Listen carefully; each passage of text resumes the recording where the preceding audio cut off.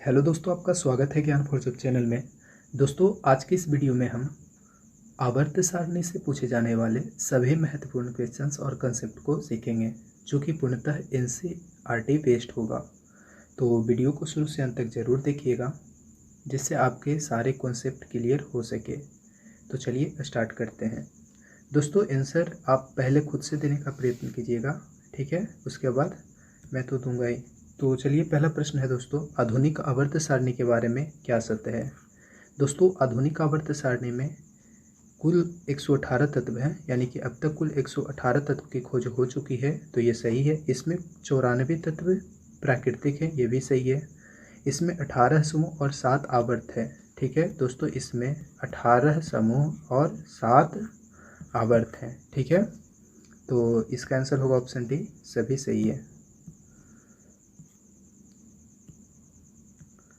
अगला है, निम्नलिखित में असत्य को छांटिए। दोस्तों, इसमें से क्या गलत है वो आपको छांटना है। तो दोस्तों, सबसे पहले है कि इस ब्लॉक में 13 तत्व होते हैं। दोस्तों, अभी इस ब्लॉक किसे कहते हैं वो देख लीजिए।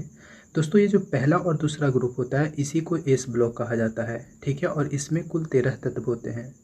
दोस्तों, यहाँ से यहाँ तक जो है, इसे डी ब्लॉक कहा जाता है दोस्तों, ठीक है। और डी ब्लॉक में कुल 40 तत्व होते हैं।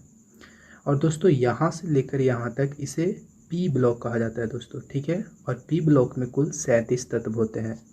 दोस्तों, ये दोनों जो है, इसे एफ ब्लॉक कहा जाता है, ठीक है। और एफ ब्लॉक में 28 तत्व होते हैं। दोस्तों, एफ ब्लॉक में 2 सीरीज होता है, एक होता है लेंथेनाइड सीरीज और एक होता है एक्टिनाइड सीरीज। लेंथेनाइड सीरीज और एक्टिनाइड सीरीज दोनों में 14-14 तत्व होते हैं दोस्तों, दोनों में 14-14 तत्व होते हैं, जिसे कुल मिलाकर एफ ब्लॉक में 28 तत्व होते हैं। तो इस हिसाब से आप देख लीजिए, इस ब्लॉक में 13 तत्व हैं, एफ ब्लॉक में 28 तत्व हैं, सही है। पी ब्लॉक में 40 तत्व, जो कि गलत है दोस्तों, पी ब्लॉक में 37 तत्व होते हैं। डी ब्लॉक में 40 तत्व हैं, ये भी सही है। तो इसका आंसर होगा ऑप्शन सी, ये असत्य है। चलिए दोस्तों, नेक्स्ट लेते हैं। अगला है दोस्तों, 1817 में त्रिक सिद्धांत किसने दिया? दोस्तों, 1817 में जो ट्राइड थ्योरी है, त्रिक सिद्धांत है, वो जर्मन वैज्ञानिक डोबेराइनर ने दिया था दोस्तों। इन्होंने सबसे पहले कुछ तत्वों को लिया जिसके समान गुण धर्म थे दोस्तों, और उससे एक ग्रुप में व्यवस्थित किया, ठीक है। उन्हें कुल मिलाकर के एक एक ग्रुप करके 3 ग्रुप में व्यवस्थित किया दोस्तों, ठीक है। और इसी को ट्राइड कहा गया, ठीक है दोस्तों। इसमें इन्होंने सबसे पहले ग्रुप में लिया था लिथियम, सोडियम और पोटेशियम। और इसके अगले लिया था इन्होंने दोस्तों कैल्शियम, स्ट्रोंशियम और बेरियम। और इन्होंने तीसरा जो लिया था दोस्तों, वो लिया था क्लोरीन, ब्रोमीन और आयोडीन, ठीक है दोस्तों। इन्होंने कहा था कि ये जो सभी तत्व हैं, ये ग्रुप के ये जो तीनों तत्व हैं, ये तत्व को यदि परमाणु द्रव्यमान के आरोही क्रम में सजाया जाए, तो अन्य 2 तत्वों का जो परमाणु द्रव्यमान का औसत होगा, वो मध्य तत्व वाले जो मध्य में तत्व होंगे, उसके औसत के जो परमाणु द्रव्यमान होगा उसके बराबर होगा। यानी कि यदि लिथियम का, दोस्तों हम लोग जानते हैं लिथियम का परमाणु द्रव्यमान लगभग 7 होता है, सोडियम का 23 होता है और पोटेशियम का 39 होता है। तो ये 7 + 39 कितना होगा दोस्तों? और इसे बटा 2 करेंगे, ये 23 आ जाएगा, जो कि सोडियम के द्रव्यमान के बराबर है। इसी तरह से इन्होंने सभी को परिभाषित किया था दोस्तों, सभी को बताया था दोस्तों। इसमें आप याद रखिएगा, जो ये लिथियम, सोडियम, पोटेशियम है, यह दोस्तों पहला ग्रुप में से संबंधित है, जिसे क्षारीय धातु कहा जाता है। यानी कि लिथियम, सोडियम, पोटेशियम क्षारीय धातु से संबंधित है। तो क्वेश्चन ऐसे भी पूछा जाता है एग्जाम में कि जो डोबेराइनर का त्रिक सिद्धांत था, उसमें लिथियम, सोडियम, पोटेशियम जो है, वो किस समूह से या कौन से धातु से बिलोंग करता है? तो क्षारीय धातु से बिलोंग करता है, ठीक है। या किस ग्रुप से करता है? तो पहला ग्रुप से करता है। इस तरह से पूछ सकता है। और वही बात किया जाए कैल्शियम, स्ट्रोंशियम, बेरियम की, तो दोस्तों ये दूसरे ग्रुप से बिलोंग करता है, जो कि है क्षारीय पृथ्वी धातु, एल्कली अर्थ मेटल, ठीक है। और जो दोस्तों ये जो है क्लोरीन, ब्रोमीन, आयोडीन, यह दोस्तों हाइड्रोजन ग्रुप यानी कि 17वें ग्रुप से बिलोंग करता है, ठीक है। तो ये आप ध्यान में रखिएगा। तो चलिए नेक्स्ट लेते हैं दोस्तों। अगला है दोस्तों, त्रिक सिद्धांत में तत्वों का कौन सा समूह हैलोजन ग्रुप से संबंधित है। दोस्तों अभी हमने बताया कि जो क्लोरीन ब्रोमीन आयोडीन है यह हैलोजन ग्रुप से यानी कि 17वें ग्रुप से संबंधित है और दोस्तों यह त्रिक सिद्धांत में है दोस्तों। ठीक है, तो ये इसका देखिए दोस्तों, यह है 17वां ग्रुप जिसमें क्लोरीन ब्रोमीन और आयोडीन है। ठीक है, वहीं दोस्तों लिथियम सोडियम पोटेशियम ये पहले ग्रुप से है दोस्तों। देखिए यहाँ से लिथियम सोडियम पोटेशियम है। और दोस्तों कैल्शियम स्ट्रोंशियम और बेरियम, कैल्शियम स्ट्रोंशियम और बेरियम जो है दोस्तों, ये यहाँ बी होगा दोस्तों। ठीक है, कैल्शियम स्ट्रोंशियम और बेरियम देखिए ये दूसरे ग्रुप से संबंधित है। ठीक है, तो ये सब आप ध्यान में रखिएगा। ये मैं इसलिए दिखा रहा हूँ ताकि आपके माइंड में सेट हो जाए, बाकी तो आपको याद ही होगा दोस्तों। चलिए नेक्स्ट लेते हैं। अगला है दोस्तों, डोबेराइनर ने तत्व को कौन से क्रम में सजाने का प्रयास किया था। दोस्तों डोबेराइनर ने तत्व को परमाणु द्रव्यमान के आरोही क्रम में सजाने का प्रयास किया था। ठीक है, जो कि मैंने आपको पहले बताया था, तो इसका आंसर होगा ऑप्शन ए। चलिए अगला लेते हैं दोस्तों। अगला है, सबसे पहले प्लेटिनम को उत्प्रेरक के रूप में किसने पहचाना। दोस्तों डोबेराइनर ने ही सबसे पहले प्लेटिनम को उत्प्रेरक के रूप में पहचान की थी। ठीक है, तो इसका आंसर होगा ऑप्शन ए। अगला प्रश्न है, 1866 में अष्टक सिद्धांत किसने दिया था। दोस्तों अष्टक सिद्धांत 1866 में न्यूलैंड के द्वारा दिया गया था। दोस्तों अष्टक सिद्धांत क्या है, यानी क्यों इसे अष्टक सिद्धांत कहा गया है। दोस्तों जो संगीत का अष्टक होता है, सा रे गा मा पा धा नि सा, उन्हीं के बेस पे इन्होंने तत्वों को सजाया था दोस्तों। ठीक है, और कहा था कि जो प्रत्येक पहला तत्व है वह अपने 8वें तत्व के समान गुणधर्म प्रदर्शित करेगा। जैसे यदि हम लिथियम को लेते हैं तो इसका 8वां तत्व होगा दोस्तों सोडियम। यहाँ से काउंट कीजिए 1 2 3 4 5 6 7 और ये सोडियम 8, यानी कि लिथियम और सोडियम का जो गुणधर्म है वो समान है, यानी कि जैसा सोडियम का गुणधर्म है वैसा लिथियम का गुणधर्म है। ठीक है, यानी कि यही अष्टक सिद्धांत में कहा गया था दोस्तों। ठीक है दोस्तों, इनके जो न्यूलैंड के अष्टक सिद्धांत है इसके बारे में कुछ याद रखिएगा। उस समय कुल 56 तत्वों की खोज हो चुकी थी, जिसमें 56वें स्थान पे थोरियम था दोस्तों, ये याद रखिएगा। दोस्तों न्यूलैंड ने अपने जो ये तत्वों को सजाया था उसमें सबसे पहले हल्के तत्व को रखा था दोस्तों। ठीक है दोस्तों, इनके लिमिटेशन के बारे में बात की जाए, यानी इनके जो अष्टक सिद्धांत थे, इन्होंने जो तत्व को सजाया था इसकी सीमाएं क्या थी, लिमिटेशन क्या थे। तो इनका जो सबसे बड़ा लिमिटेशन ये था कि इन्होंने कहा था कि प्रकृति में केवल 56 तत्व ही हैं, यानी कि आगे अब कोई तत्व खोजा नहीं जा सकता है। ये सबसे बड़ा लिमिटेशन सबसे बड़ा था। ठीक है, और इनके जो दूसरा लिमिटेशन की बात की जाए तो जो इनका अष्टक सिद्धांत था वो सिर्फ कैल्शियम तक ही लागू होता था, ये यहीं तक लागू होता था, इसके बाद यह लागू नहीं होता था। ठीक है, तो ये याद रखिएगा। और इन्होंने सबसे पहले हल्के तत्व को रखा था दोस्तों, ये भी आप याद रखिएगा, ये भी इनके लिमिटेशंस हैं। तो चलिए नेक्स्ट क्वेश्चन लेते हैं। अगला क्या है, अगला है दोस्तों, न्यूलैंड के समय ज्ञात तत्वों की संख्या कितनी थी। अभी मैंने आपको बताया 56 तत्व थी। चलिए दोस्तों नेक्स्ट लेते हैं। अगला है दोस्तों, न्यूलैंड के अष्टक सिद्धांत किस तत्व तक लागू होता था। दोस्तों न्यूलैंड का अष्टक सिद्धांत केवल कैल्शियम तक ही लागू होता था।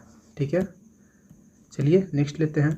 अगला है दोस्तों, न्यूलैंड के अष्टक सिद्धांत के लिमिटेशंस के बारे में निम्नलिखित में से कौन सा असत्य है, यानी इसमें से आपको असत्य को छांटना है। इनके अष्टक सिद्धांत की सीमाएं क्या थी दोस्तों। तो पहला है दोस्तों, अष्टक सिद्धांत कैल्शियम तक ही लागू होता था, ये बिल्कुल सही है। अष्टक सिद्धांत केवल हल्के तत्व के लिए लागू होता था, ये भी सही है दोस्तों। इन्होंने कल्पना किया कि भविष्य में और भी तत्व खोजे जा सकते हैं, दोस्तों ये बिल्कुल गलत है। इन्होंने कहा कि अभी ज्ञात तत्व 56 है और भविष्य में भी कोई तत्व नहीं खोजा जा सकता है, यानी कि यह 56 तत्व ही भविष्य में हो सकते रह सकते हैं। ठीक है, तो सभी सत्य नहीं, ये भी गलत है, तो इसका आंसर होगा दोस्तों ऑप्शन सी, यह असत्य है। अगला प्रश्न लेते हैं। अगला प्रश्न है, आवर्त सारणी के पिता किसे कहा जाता है। दोस्तों आवर्त सारणी के पिता मेंडलीव को कहा जाता है। ठीक है, तो ये याद रखिएगा दोस्तों, मेंडलीव को आवर्त सारणी के पिता कहा जाता है, लेकिन यदि आपको पूछे कि आधुनिक आवर्त सारणी के पिता किसे कहा जाता है तो वो कहा जाता है हेनरी मोज़ले को, तो ये भी आप याद रखिएगा।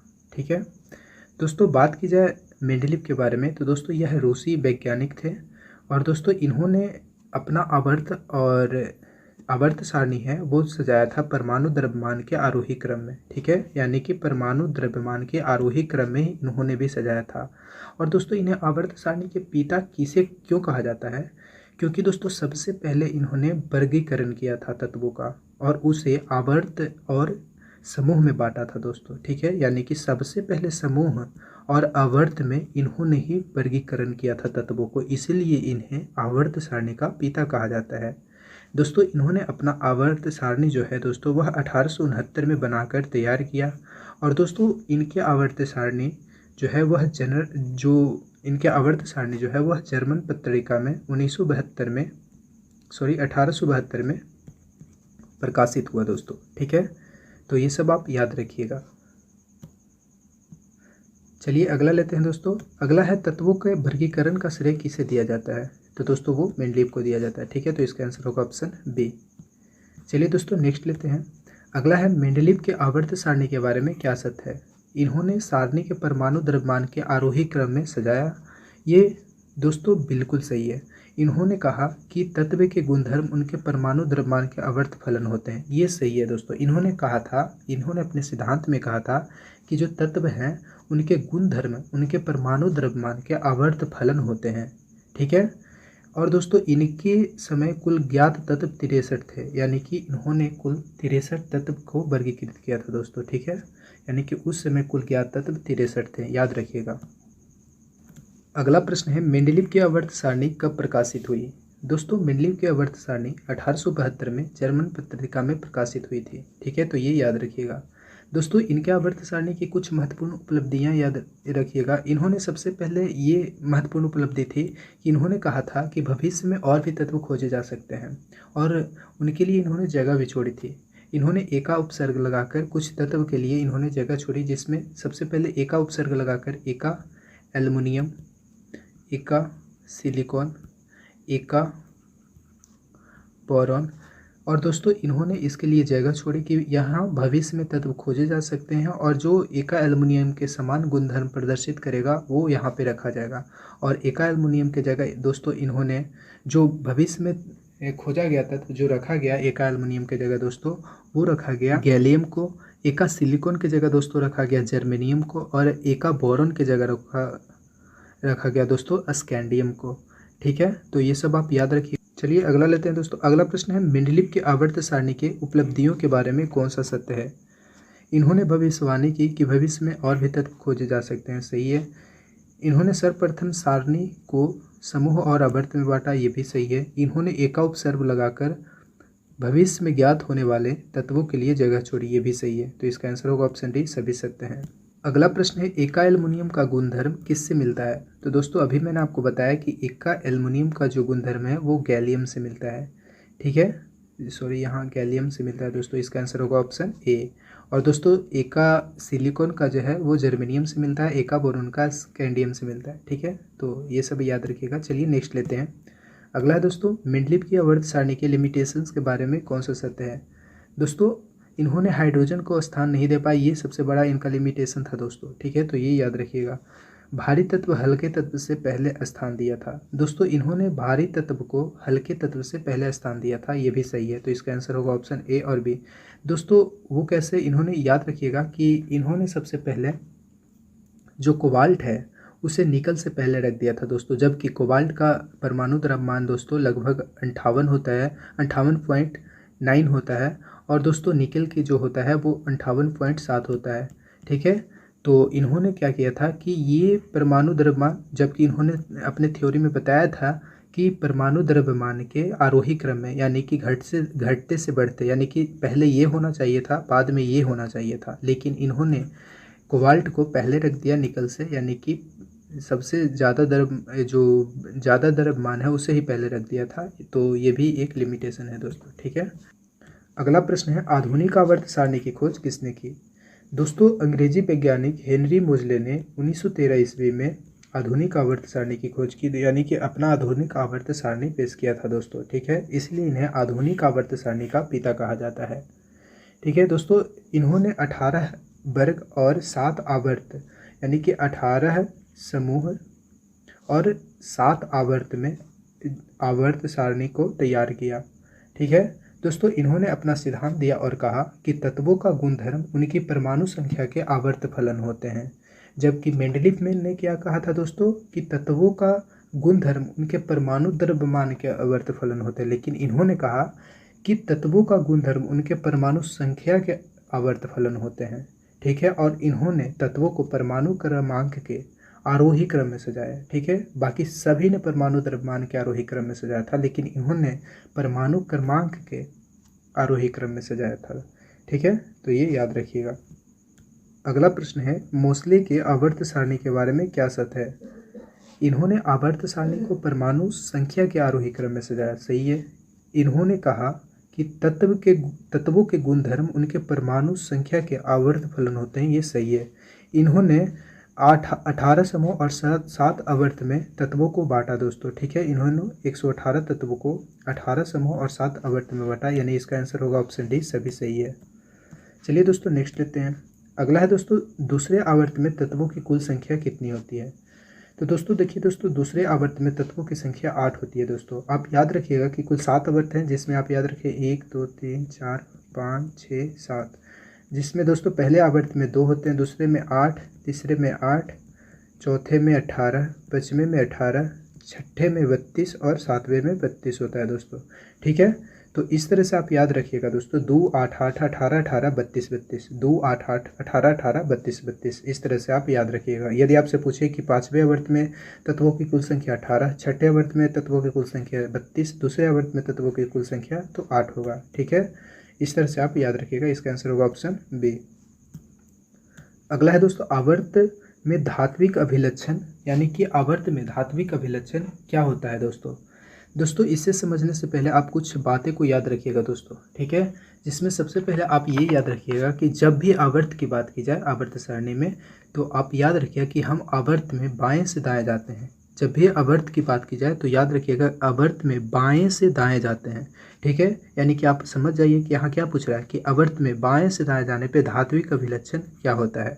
ठीक है, ये आप समझ गए दोस्तों। दूसरा ये आप याद रखिएगा कि आवर्त सारणी में बाएं ओर धातु और दाएं ओर अधातु को रखा जाता है, यानी कि आवर्त सारणी में बाएं ओर धातु होता है। ठीक है, और दाएं ओर अधातु होता है दोस्तों। ठीक है, तो ये याद रखिएगा आप। अब बताइए दोस्तों, इसमें पूछ रहा है कि आवर्त सारणी में आवर्त में धात्विक अभिलक्षण क्या है, यानी आवर्त में हम बाएं से दाएं जाएंगे दोस्तों, तो बाएं से दाएं जाने पर धात्विक अभिलक्षण, देखिए दोस्तों बाएं से दाएं जाने पे ये अधातु मिल रहा है, तो यानी कि धात्विक अभिलक्षण कम रहा है, घट रहा है। ठीक है, तो इस तरह से आप याद रखिएगा। और दोस्तों इसके अलावा आप ये याद रखिएगा कि जब कोई इलेक्ट्रॉन का त्याग करता है तो वो उसका धात्विक गुण बढ़ता है, यानी कि जैसे ही वो कोई भी तत्व अपना इलेक्ट्रॉन किसी को देगा, त्यागेगा, तो वो धात्विक गुण उसमें बढ़ता जाएगा दोस्तों। और जैसे ही इलेक्ट्रॉन ग्रहण करेगा तो अधात्विक गुण बढ़ेगा दोस्तों। ठीक है, तो ये सब आप याद रखिएगा।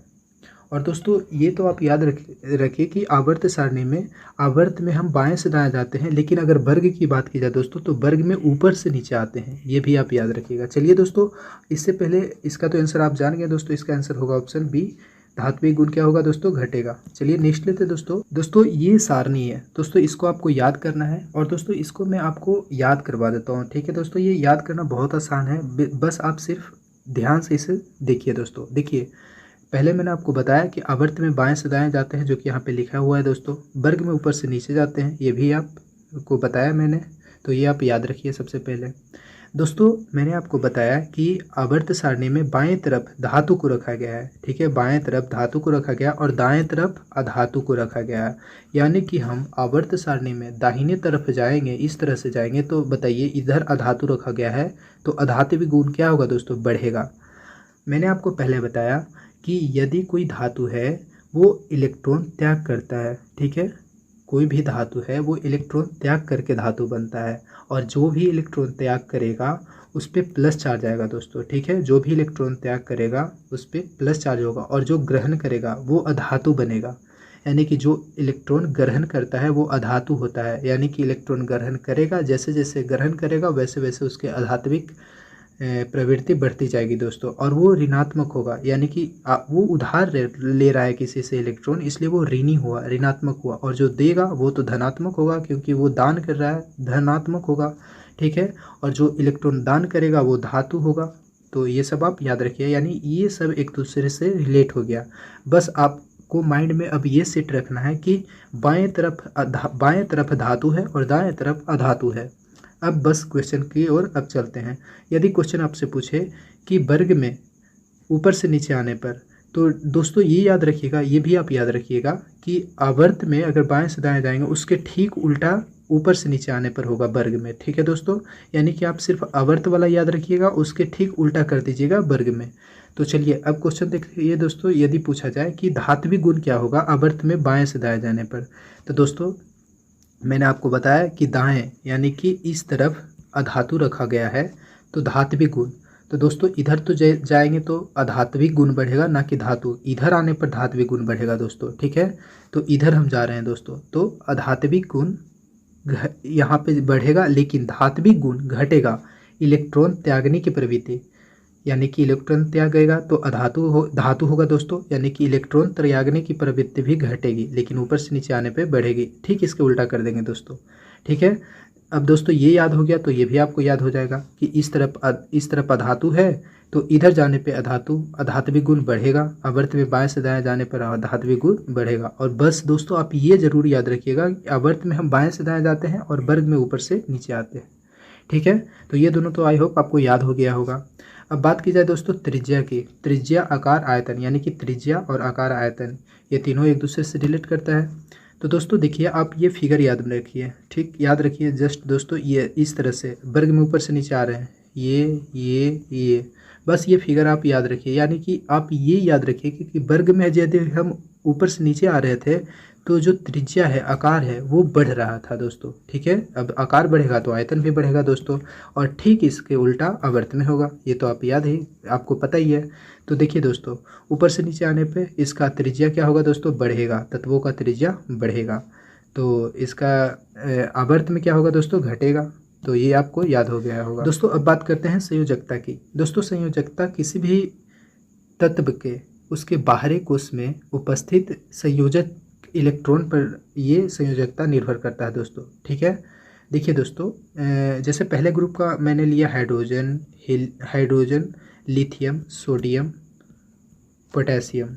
देखिए दोस्तों, अगर चलिए हम लिथियम से लेते हैं। लिथियम का यदि हम इलेक्ट्रॉनिक विन्यास निकालें दोस्तों तो कितना हो जाएगा, तो दोस्तों 2 1। सोडियम का हो जाएगा दोस्तों 2 8 1। पोटेशियम का हो जाएगा दोस्तों 2 8 8 1। यानी कि देखिए दोस्तों, बाहरी कोश में इलेक्ट्रॉन जो संयोजक इलेक्ट्रॉन है वो 1 1 1 है। यानी कि जैसे ही हम वर्ग में ऊपर से नीचे आ रहे हैं, लिथियम, सोडियम, पोटेशियम, ये सब पहले ग्रुप का तत्व है दोस्तों, ठीक है। तो ऊपर से नीचे आ रहे हैं तो सभी में एक ही तत्व है दोस्तों, बाहरी कोश में एक ही इलेक्ट्रॉन संयोजक इलेक्ट्रॉन है दोस्तों, ठीक है।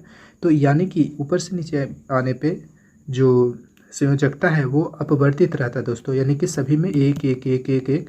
इसी तरह से दूसरे आवर्त में सभी में 2 2 2 2 2 इसी तरह से रहेगा दोस्तों। तीसरे आवर्त में सभी में तीसरे ये आवर्त नहीं दोस्तों, वर्ग है, तीसरे वर्ग में सभी में 3 3 3 3, यानी कि अपवर्तित रहेगा दोस्तों। लेकिन आवर्त में बाएं से दाएं जाने पर दोस्तों 1 से 4 तक यह बढ़ता है, फिर 4 के बाद घटते घटते 18वें ग्रुप तक शून्य हो जाता है, क्योंकि दोस्तों 18वें ग्रुप को 0 ग्रुप कहा जाता है। और जैसे वहाँ पे यदि हम आर्गन का ले लें 18वें ग्रुप में दोस्तों, तो देख लीजिए आर्गन का कितना हो जाएगा दोस्तों, 2 8 8, इसका 18 होता है परमाणु संख्या। तो 2 8 8 18, यानी कि दोस्तों देखिए इसमें कितना हो गया दोस्तों, अंत में एक भी संयोजक इलेक्ट्रॉन नहीं है दोस्तों, इसका ऑक्टेट पूरा हो गया दोस्तों, ठीक है। तो यानी कि फिर 4 के बाद घटते घटते शून्य हो गया, ठीक है। तो ये याद रखिएगा दोस्तों। आयनन विभव के बारे में बात की जाए तो जो तत्व होते हैं, तत्व के जो अंतिम कक्षा है उसमें एक इलेक्ट्रॉन को बाहर निकालने के लिए जितनी ऊर्जा की आवश्यकता होती है उसी को आयनन विभव कहा जाता है। तो ये याद रखिएगा। इसे आप इस तरह से याद रखिएगा, आयनन विभव को आप विद्युत ऋणात्मकता से याद रखिएगा, यानी कि विद्युत ऋणात्मकता जहाँ बढ़ेगा वहाँ ये भी आयनन विभव भी बढ़ेगा, ठीक है। तो बस अब ये आप यहाँ पे पुट कर दीजिए दोस्तों विद्युत ऋणात्मकता में, ठीक है।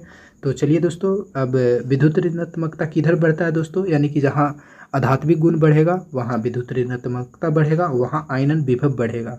तो यानी कि आवर्त में बाएं से दाएं जाने पर बढ़ेगा और वर्ग में ऊपर से नीचे आने पर घटेगा। दोस्तों यदि आपको ये समझ में नहीं आ रहा है तो आप इस वीडियो का आगे करके क्वेश्चन देख सकते हैं और इसका मैं पीडीएफ दूंगा दोस्तों, तो वो पीडीएफ में आप ये अपने हिसाब से याद कर लीजिएगा। ये मैंने आपको याद करवाने का प्रयास किया है। यदि आपको अच्छा लगे तो ठीक है, आप वीडियो को लाइक कर दीजिए, नए हैं तो सब्सक्राइब कर दीजिए। चलिए दोस्तों अगला लेते हैं। अगला है दोस्तों, वर्ग में ऊपर से नीचे आने पर परमाणु त्रिज्या पर क्या प्रभाव पड़ेगा दोस्तों। चलिए दोस्तों अब प्रश्न आ गया है। तो देखिए ऊपर से नीचे मैंने आपको इमेजिन करने के लिए बताया था दोस्तों, इस तरह से ऊपर से नीचे आ रहे हैं तो परमाणु त्रिज्या बढ़ रहा है दोस्तों। अब इसके ठीक उल्टा हो जाएगा आवर्त में दोस्तों, क्योंकि आवर्त में बाएं से दाएं जाएंगे तो बाएं से दाएं पूछेगा तो क्या हो जाएगा दोस्तों, ये घटेरने लगेगा। ठीक है, अगला प्रश्न है, किसी आवर्त में बाएं से दाएं जाने पर संयोजकता। दोस्तों देखिए बाएं से जाने पर संयोजकता 1 से 4 तक बढ़ता है, फिर उसके बाद घटते घटते शून्य हो जाता है, यानी पहले बढ़ेगा फिर घटेगा। चलिए अगला है दोस्तों, अगला है, किसी आवर्त में बाएं से दाएं जाने पर आयनन विभव, यानी आयनन विभव को आप विद्युत ऋणात्मकता से आप याद रखिएगा दोस्तों। ठीक है, आयनन विभव। अब बताइए विद्युत ऋणात्मकता किस ओर बढ़ेगा दोस्तों, यानी कि जहाँ आधात्विक गुण बढ़ेगा, अधातु किस तरफ रखा जाता है, बाएं तरफ रखा जाता है, दाएं तरफ रखा जाता है दोस्तों। तो इस तरफ जाने में, यानी कि इस तरफ जाने में बढ़ेगा। ठीक है, तो यहाँ पे लिखा गया दोस्तों बाएं से दाएं जाने पर, यानी इस तरफ जाने पर क्या होगा, आधात्मिक गुण बढ़ेगा, यानी कि विद्युत ऋणात्मकता बढ़ेगा, विद्युत ऋणात्मकता बढ़ेगा तो आयनन विभव बढ़ेगा। तो इसका आंसर हो जाएगा दोस्तों, इधर जाने पर क्या होगा, बढ़ेगा। ठीक है, ये याद रखिएगा। अगला प्रश्न है, आधुनिक आवर्त सारणी में पी ब्लॉक क्रमशः P block, D block, F block और 18 ग्रुप किससे संबंधित है।